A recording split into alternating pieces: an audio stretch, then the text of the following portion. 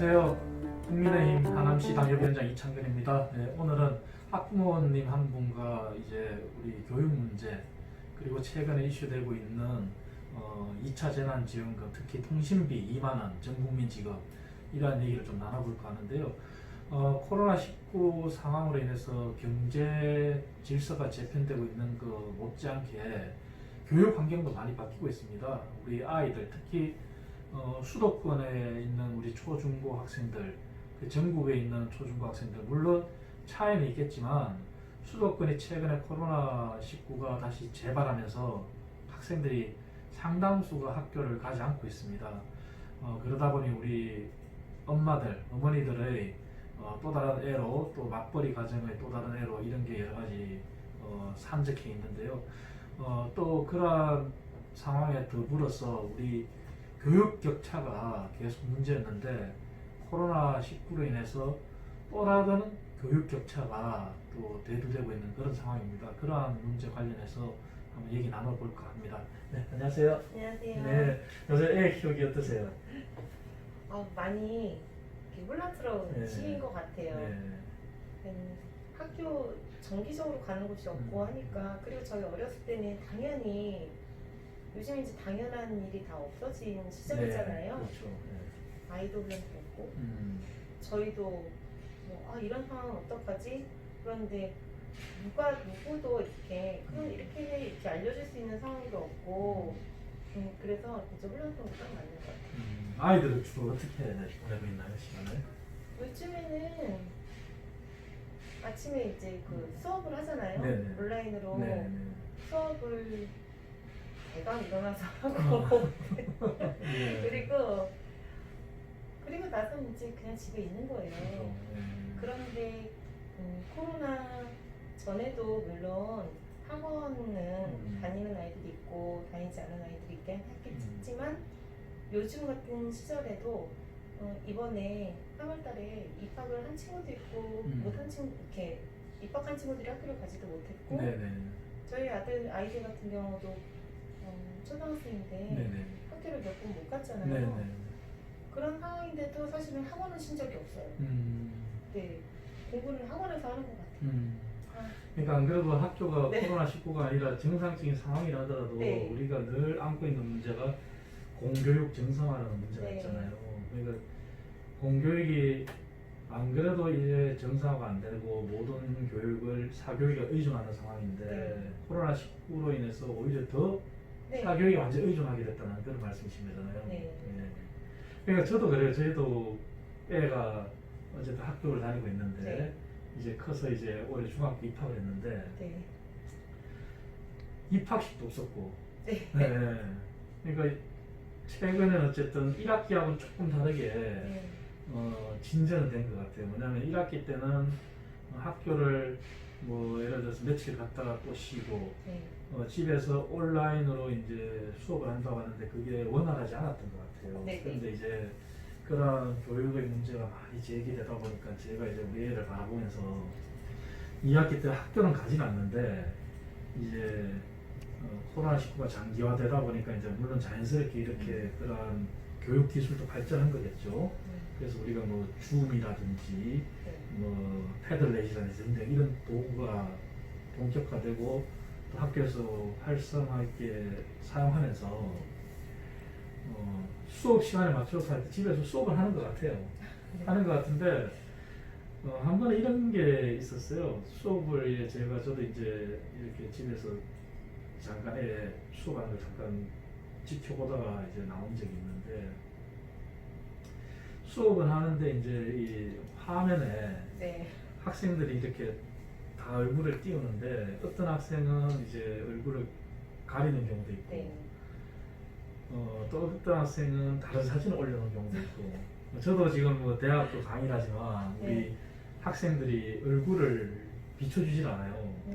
그러다 보니까 이게 우리가 예를 들어서 줌으로 회의를 할 때는 다들 이제 회의 장면이 얼굴을 다 보면서 이렇게 물론 실제하고는 다르게 화면상에 보는 한계는 있지만 그래도 화면으로 얼굴을 보는데 이 선생님하고 학생들하고 얼굴을 안 본단 말이죠. 네.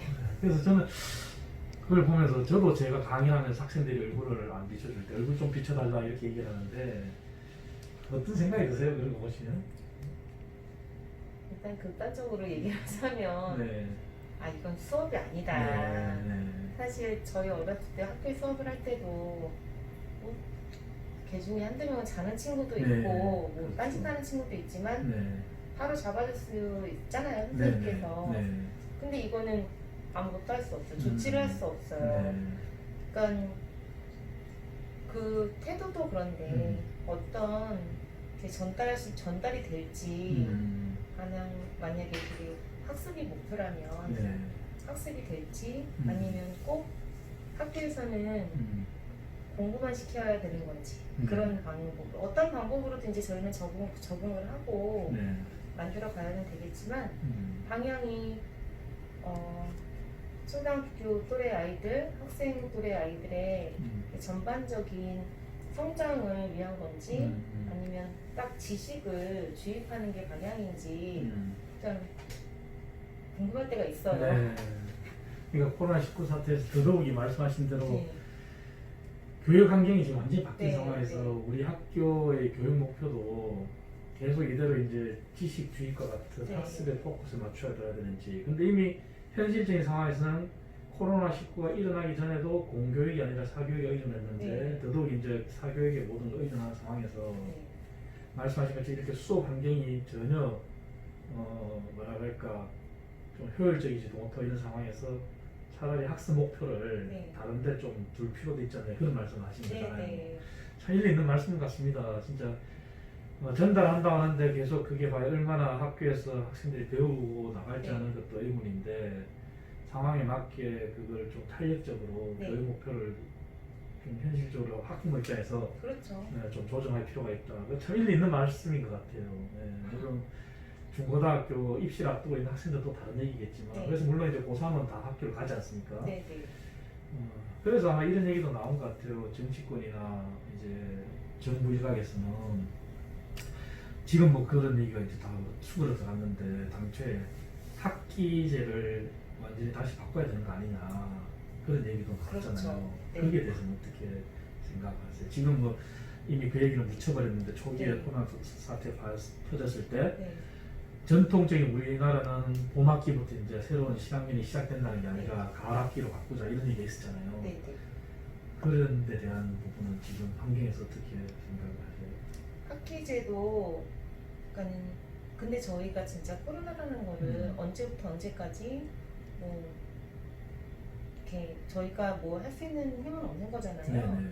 그러니까 예측할 수 없는 만큼 학기를 한 학기든 두 학기든 세 학기든 이렇게 다 나눠서 기간을 정해서 하는 거는 좀 현실적이지 않은 것 같아요. 네. 그 차라리 그 학기 내에서 네. 방향을 네. 이렇게 재설정해서 네. 예전에 우리가 생각했던 선생님과 제자의 관계가 아니라 좀 형태를 좀 바꿔서 해나가야 되지 않나 싶어요. 아니 진짜 현실에 있는 우리 학부모님 중에 한 분인데 중요한 얘기를 하신 것 같아요. 코로나19가 앞으로 이제 우리가 보편적으로 다 아는 그냥 적어도 정보로 상으로는 종식이 되지 않는다. 그리고 이게 변형이 돼서 계속 우리 인류와 함께 살아가야 될 그러한 바이러스다. 또 다른 바이러스가 나오지 말라는 법이 없는 상황에서 이번 이를 계기로 교육 환경도 바뀌고 많은 사회 경제 질서가 바뀌는데 우리 교육에 있어서 이러한 변화하는 환경에 맞게 우리 학부모님 말씀처럼 교육의 목표와 환경을 다시 재설정해서 어떻게 설계하고 그리고 교육의 방식에 대해서도 아까 말씀드린 대로 1학기 때 불완전한 그런 온라인 교육이 조금 2학기 때는 그래도 틀에서는 자리 잡혔다 하더라도 여전히 대면 수업에서 누리는 그런 효과 그런 거는 사실 없습니다. 없는 상황에서 중요한 지적을 해주셨는데 목표 설정과 방향 설정 다시 한번 진지하게 고민해 봐야 될 것 같습니다. 그리고 이걸 계기로 교육이 이제 온라인 교육이 어떻게 보면 하나의 수출 산업이 돼버렸습니다. 다시 말해서 한류를 수출하기 위해서 한글이라는 글을 예전에는 많은 외국인 유학생들이 한국에 와서 배우고 있는데 이제 그 길도 막힌 상황에서 그러한 한글의 교육도 수출하고 있는 상황에 그러한 민간의 그러한 발달된 기술들을 우리 공교육 쪽에서 과감히 문을 열어놓고 우리 학부모님 말씀처럼 방향제설증이 있어서 앞으로 이런 게 지속된다는 전제하에서 진지하게 고민을 해봐야 될 것 같습니다. 오늘 진짜 중요한 지적을 해주실 거예요. 그 다음 두 번째는 이제 또 학부모님 이전에 또 가정주부시잖아요. 네, 어쨌든 살림살이를 사는 입장에서 네. 제가 오늘 이런 기사를 봤어요. 모 경제지에 지금 미국이 이제 대선이 한참 진행되는데 네. 트럼프 대통령의 경제 성적표에 대해서 이제 논란은 많았지만 네. 사실 어쨌든 전 세계적으로는 보호무역이라는 것을 끄집어내서 네. 자유무역에 반하는 또 미국 제일주의라는 그런 정책에 힘입어서 이제 밀어붙이기 경제 정책을 폈는데 결과론적으로는 미국에서는 실업률이 굉장히 떨어지고 네. 그리고 트럼프가 그렇게 내세운 각종 감세 정책이나 문재인 정부도 어쨌든 소득주도 성장 정책이라고 하는 경제학 교과서도 없다고 제가 많이 비판했지만 네. 그걸 하면서 결국 우리나라는 저소득층의 소득이 오히려 더 낮아졌고 네. 자영업자, 생계 자영업자들이 더 못 살게 됐단 말이죠. 네. 그런데 오늘 신문에 트럼프의 그런 감세 정책으로 인해서 오히려 코로나 사태가 일어나기 전까지 미국 사회에서 저소득층의 소득이 오히려 증가했다는 이런 기사가 통계가 나왔어요. 네. 나왔는데 근데 이제 그 기사를 보면서 참 한편으로는 지금 우리나라는 모든 경제학자들, 저를 포함한 경제학자들이 경제정책을 수정하라고 하는데 안 한단 말이죠. 네. 그런데 최근에 더 논란이 가해진 2차 재난지원금이라는 부분은 분명히 필요하다고 해서 이제 어쨌든 선별적 지원으로 네. 그렇게 가는데 그 선별적 지원에 있어서도 이제 많은 여러 가지 또 비판도 있어요. 왜냐하면 그 기준이 너무 네. 모호해서 네, 맞아요. 예, 그런 것도 있고 그다음에 가서 또 이슈가 된 게 통신비 전 국민 2만 원 할인이란 말이죠. 네. 그 부분에 대해서 가정주부로서 어떻게 생각을 드세요? 아, 되게 재밌어요. 재밌다. 네, 네. 네. 그게 네네. 선별적 지원이라는 게 또 네. 그렇지만 네네. 지원이라는 것 자체가 네. 뭔가 좀 잘 돼보기 위해서 주는 거잖아요. 네네네. 그러면 잘 돼보자고 주는 지원은 음. 받는 사람이 좀 좋아야 되겠고 네네. 또 선별적으로 준다면 선별을 잘해서 줘야 될 것 같은데 네네네. 선별의 기준이라든지 네. 뭐를 위해서 주는지를 모르는 상태에서 네. 사실은 저희 같으면 통신비 이렇게 좀 적게 주니까 네. 좋기는 해요. 네. 근데 되게 어려워요. 네. 이렇게 아이들이 있는 집은 부모님이 다 내고 있고 네.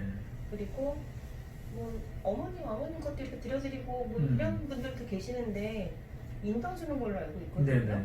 그러니까는 이게 선별을 잘해서 선별적 지원을 하면 좋은데 네네. 선별하는데 좀 아쉬운 부분이 있으니 네네. 그냥 통신사 할인이 아니라 네. 이렇게 지원해 주는 게 아니라 음. 왜 핸드폰 요금까지 나라에서 네. 걱정을 하는지 네.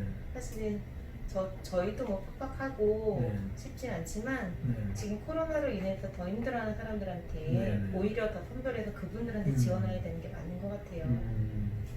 맞습니다. 만약 진짜 어쨌든 가게를 살림을 꾸려 가시면서 네.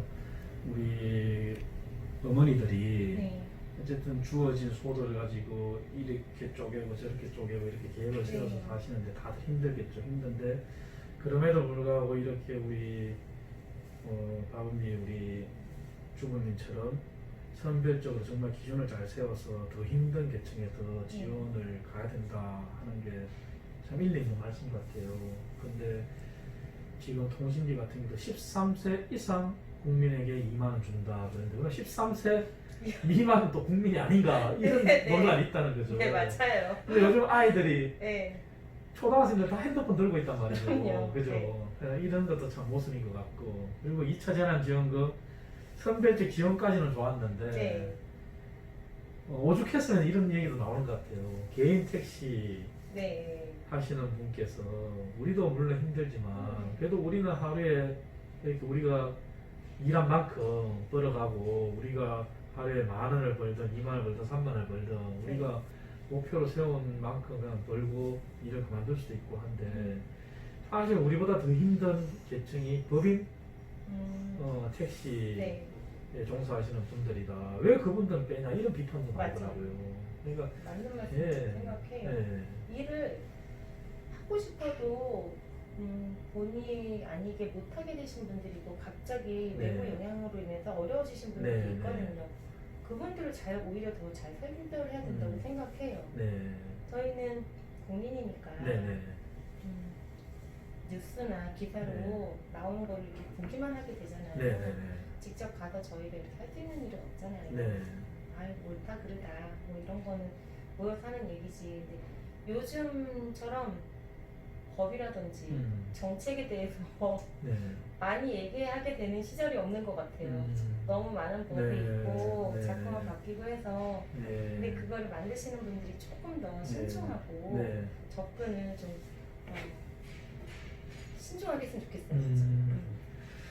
그 말이 참 와닿습니다. 요즘 너무 많은 법이 있다. 그 얘기는 달리 말하면은 너무 많은 규제가 있다는 그런 얘기도 들립니다. 네. 들리고 우리 국회에서도 물론 법을 제정하는 기관은 국회지만 우리나라는 어쨌든 내각 제정 요소를 가지고 있기 때문에 국회의원 말고 정부 부처도 법을 제출할 권한이 있지 않습니까? 네. 그래서 이 국민을 위한다고 내는 법들이 그러한 각종 제도들이 또다시 국민들한테 불편을 주는 건 아닌지 그러한 부분들을 정말 우리 박은미 오늘 오신 우리 학부모님께서 말씀하신 것처럼 우리 주변에 너무나 많은 법들이 복잡다단하게 있어서 국민 불편을 주는 건 아닌지 살펴봐야 된다는 참 진짜 현장에 있는 목소리입니다. 그리고 이러한 우리 국민들이 2차 재난지원금, 그 통신비 2만원 할인 이런 논쟁이 그야말로